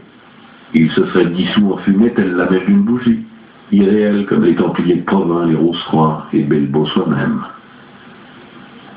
Ce ne doit pas être difficile, pensait Belleau. Nous avons réduit à notre mesure Bacon et Napoléon. Pourquoi pas Aglier? On va l'envoyer lui aussi chercher la carte. Je me suis libéré d'Ardenti et de son souvenir en le plaçant dans une fiction meilleure que la sienne. C'est ainsi qu'il en ira avec Aglier. Je crois qu'il y croyait pour de bon, tant peu le désir déçu. Son fil se terminait, et il ne pouvait en être autrement, par la citation obligée de tous ceux que la vie a vaincus. Bin ich ein Gott. Y a-t-il plusieurs pouvoirs à l'œuvre? Peut-être aurait-il oublié son dessein, peut-être lui suffisait-il de l'avoir écrit, peut-être aurait-il été suffisant qu'il revît aussitôt Lorenza. Il eût été repris par le désir, et le désir l'aurait obligé à pactiser avec la vie. En revanche, juste le lundi après-midi, Aglier, tout odorant d'eau de toilette exotique, tout sourire, était passé par son bureau pour lui remettre quelques manuscrits à condamner, en disant qu'il les avait lus au cours d'un splendide week-end sur la Riviera. Belleau avait été repris par sa rancœur, et il avait décidé de se payer sa tête et de lui faire miroiter l'héliotrope. Ainsi, avec l'aide du Buffalmacco de Boccace, il lui avait laissé entendre que depuis plus de 10 ans, il vivait sous le poids d'un secret initiatique. Un manuscrit confié à lui par un certain colonel Ardenti qui se disait en possession du plan des Templiers. Le colonel avait été enlevé ou tué par quelqu'un qui s'était emparé de ses papiers et il avait quitté les éditions Garamond en emportant avec lui un texte piège, volontairement erroné, fantasque, puéril même, qui servait seulement à faire comprendre qu'il avait mis le nez dans le message de Provins et dans les vraies notes finales d'un golf, celles que ses assassins cherchaient encore. Cependant, une chemise fort mince qui ne contenait que 10 petits feuillets, et dans ces 10 feuillets il y avait le vrai texte, celui qu'on avait vraiment trouvé dans les papiers d'un golf, cette chemise-là était restée entre les mains de Belleau. Mais comme ces curieux avaient réagi à Aglier, dites-moi, dites-moi, et Belleau lui avait dit. Il lui avait raconté tout le plan tel que nous l'avions conçu, et comme s'il était la révélation de ce manuscrit lointain. Il lui avait même dit, d'un ton de plus en plus précautionneux et confidentiel, qu'un policier aussi, certain De Angelis, était arrivé au bord de la vérité.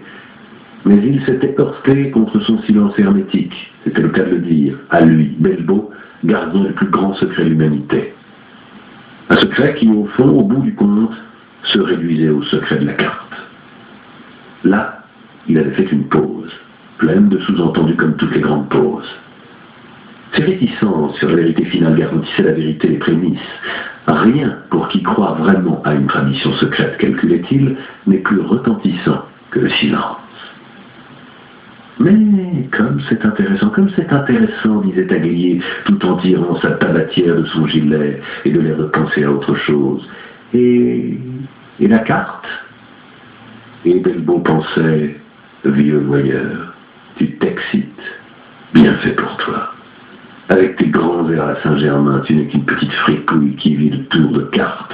Et puis tu achètes le Colisée en versant une forte avance à la première fripouille plus fripouille que toi. Je vais maintenant t'expédier à la recherche de cartes géographiques. Comme ça, tu disparais dans les entrailles de la Terre, emporté par les courants, et tu vas te cogner le crâne contre le pôle sud de quelques fiches celtiques.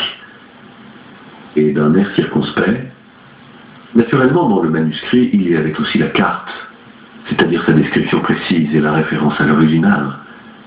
C'est surprenant, vous ne pouvez imaginer combien était simple la solution du problème. Une carte à la portée de tout le monde, quiconque pouvait l'avoir. Des milliers de personnes sont passées chaque jour devant pendant des siècles. Et d'autre part, le système d'orientation est si élémentaire qu'il suffit d'en mémoriser le schéma. Et on pourrait reproduire la carte séance tenante, en tout lieu. Si simple et si imprévisible. Imaginez un peu. Seulement pour vous rendre l'idée. C'est comme si la carte était inscrite dans la pyramide de Khéops, étalée sous les yeux de tous, et pendant des siècles, tout le monde a lu et relu et déchiffré la pyramide pour y trouver d'autres allusions, d'autres calculs, sans en soupçonner l'incroyable, la merveilleuse simplicité. Un chef-d'œuvre d'innocence. et de perfidie. Les Templiers de Provins étaient des magiciens. Vous piquez vraiment ma curiosité, et vous ne la feriez pas voir? Je vous l'avoue, j'ai tout détruit, les 10 pages et la carte. J'étais épouvanté, vous comprenez, n'est-ce pas? Vous n'allez pas me dire que vous avez détruit un document d'une pareille portée. Je l'ai détruit, mais je vous ai dit que la révélation était d'une absolue simplicité. La carte est ici. Et il se touchait le front. Et il avait envie de rire, parce qu'il se rappelait la blague de l'Allemand qui a une méthode infaillible pour apprendre l'italien. Premier jour, un mot. Le deuxième, 2 mots. Et ainsi de suite. Et à la fin, il dit, en se touchant la tête, « O tutto qui in mio culo ». J'ai tout ici dans mon cul. Il y a plus de 10 ans que je porte avec moi, ce secret. Il y a plus de 10 ans que je porte cette carte ici. Et il se touchait de nouveau le front, comme une obsession. Et je suis épouvanté du pouvoir que je pourrais obtenir si seulement je me décidais à assumer l'héritage des 36 invisibles. À présent, vous comprenez pourquoi j'ai convaincu Garamond de publier Isis dévoilée et l'histoire de la magie. J'attends le bon contact. Et puis, de plus en plus entraîné dans le rôle qu'il s'était donné, et pour mettre définitivement Aglier à l'épreuve, il lui avait récité presque à la lettre les mots ardents qu'Arsène Lupin prononçait devant Beautrelet vers la fin de l'Aiguille creuse. Il y a des moments où ma puissance me fait tourner la tête. Je suis ivre de force et d'autorité. Ah non, mon cher ami, avait dit Aglier. Mais si vous aviez fait crédit excessif aux imaginations d'un exalté, êtes-vous certain que ce texte fut authentique? Pourquoi ne vous fiez-vous pas à mon expérience pour ces choses-là? Si vous saviez combien de révélations de ce genre j'ai eu dans ma vie, j'ai au moins le mérite d'en avoir démontré l'inconsistance. Il me suffirait d'un regard sur la carte pour en évaluer la crédibilité. Je m'honore de certaines compétences, peut-être modestes mais précises, dans le domaine de la cartographie traditionnelle. Comte, avait dit Belbeau, vous seriez le premier à me rappeler qu'un secret initiatique révélé ne sert plus à rien. Je me suis tu des années, je peux me taire encore. Et il se taisait. Aglier aussi, qu'il fût ou non une canaille, vivait pour de bon son rôle. Il avait passé sa vie à se délecter de secrets impénétrables, et il croyait fermement désormais que les lèvres de Belbeau resteraient scellées à jamais. À ce moment, Gudrun était entrée et elle avait annoncé que le rendez-vous à Bologne avait été fixé pour le vendredi à midi. « Vous pouvez prendre le TE du matin, avait-elle dit. « Train délicieux, le TE, avait dit Aglier. Mais il faudrait toujours réserver, surtout en cette saison. » Belbeau avait dit que même en montant au dernier moment, on trouvait des places, quitte à aller au wagon-restaurant où on servait le petit déjeuner. « Je vous le souhaite, avait dit Aglier. Bologne, belle ville, mais si chaud en juin. Je n'y reste que 2 ou 3 heures. Il faut que je discute un texte d'épigraphie et nous avons des problèmes avec les reproductions. » Et puis, il avait lâché. Ce ne sont pas encore les vacances. Les congés, je les prendrai autour du solstice d'été. Il se peut que je me décide à... Vous m'avez compris. Et je me fie à votre discrétion. Je vous ai parlé comme à un ami. Je sais me taire. Encore mieux que vous. Je vous remercie en tout cas pour votre confiance, vraiment. Et il s'en était allé. Belbeau était sorti, rasséréné par cette rencontre, pleine victoire de sa narrativité astrale sur les misères et les hontes du monde subliminaire. Le lendemain, il avait reçu un coup de téléphone d'Aglier. « Il faut m'excuser, cher ami. Je me trouve confronté à un petit problème. Vous savez que j'exerce pour moi un modeste commerce de livres anciens. Il m'arrive dans la soirée, de Paris, une douzaine de volumes reliés du XVIIIe siècle, d'un certain prestige, que je dois absolument faire remettre d'ici demain à un de mes correspondants de Florence. Je devrais les apporter moi-même, mais j'ai un autre engagement qui me retient ici. J'ai pensé à une solution. Vous devez aller à Bologne. Je vous attends demain au train. 10 minutes avant le départ, je vous remets une toute petite valise, vous la posez dans le filet, et vous la laissez à Bologne. Si c'est nécessaire, vous descendez le dernier, de façon à être sûr que personne ne la subtilise. À Florence, mon correspondant monte pendant l'arrêt et la retire. Pour vous, c'est un désagrément, je le sais, mais si vous pouvez me rendre ce service, je vous en serai éternellement gré. Volontiers, avait répondu Belbeau. Mais comment fera votre ami à Florence pour savoir où j'ai laissé la valise? Je suis plus prévoyant que vous et j'ai réservé une place place 45, voiture 8, jusqu'à Rome. Ainsi, ni à Bologne ni à Florence, nul ne montera pour l'occuper. Oui, en échange de l'embarras que je vous donne, je vous offre la sécurité de voyager assis, sans que vous ayez à camper dans le wagon-restaurant. Je n'ai pas osé prendre aussi votre billet. Je ne voulais pas que vous pensiez que j'entendais m'acquitter de mes dettes de manière aussi indélicate. Vraiment un monsieur, avait pensé Belbo. Il m'enverra une caissette de vin réputé, à boire à sa santé. Hier, j'ai voulu le faire disparaître et à présent, je lui rends même un service. Tant pis, je ne peux pas lui dire non. Le mercredi matin, Belbo s'était rendu à la gare en avance. Il avait acheté son billet pour Bologne et il avait trouvé Aglier à côté de la voiture 8 avec la petite valise. Elle était assez lourde, mais pas encombrante. Belbo avait installé la mallette au-dessus de la place 45, il s'était assis avec son paquet de journaux. La nouvelle du jour, c'était les funérailles de Berlinguer. Peu après, un monsieur barbu était venu occuper la place à côté de lui. Belbo eut l'impression d'avoir déjà vu. Avec l'esprit de l'escalier sans doute à la fête dans le Piémont, mais il n'était pas sûr. Au départ, le compartiment était complet. Belbo lisait le journal, mais le passager à la barbe essayait de lier conversation avec tout le monde. Il avait commencé par des observations sur la chaleur, sur l'inefficacité du système d'air conditionné, sur le fait qu'en juin, on ne sait jamais s'il faut s'habiller en été ou en mi-saison. Il avait fait remarquer que la meilleure tenue, c'était le blazer léger, justement comme celui de Belbo. Et il avait demandé s'il était anglais. Belbo avait répondu qu'il était anglais, Burberry, et il s'était remis à lire. Ce sont les meilleurs, avait dit ce monsieur, mais celui-ci est particulièrement beau parce qu'il n'a pas les boutons dorés qui sont trop voyants. Et si vous me permettez, il se marie bien avec cette cravate bordeaux. Belbo avait remercié et rouvert son journal. Le monsieur continuait à parler avec les autres de la difficulté de marier les cravates aux vestes, et Belbo lisait. « Je sais, pensait-il, ils me regardent tous comme un malappris, mais je voyage par le train pour ne pas avoir de rapports humains. J'en ai déjà trop sur la terre ferme. »